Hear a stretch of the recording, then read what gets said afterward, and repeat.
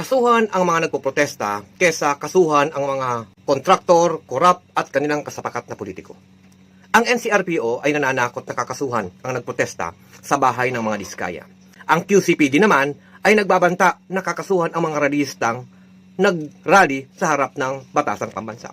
Para kanino ba talaga ang mga pulis? Kanino ba dapat sila papanig? Humungos po ang mga nagpoprotesta para labanan ang korupsyon. Malawak ang pagnanakaw sa kabangbayan. Hindi ito simpleng panawagan. Ito'y boses ng buong bayan at pagkilos sa agarang aksyon ng pamahalaan.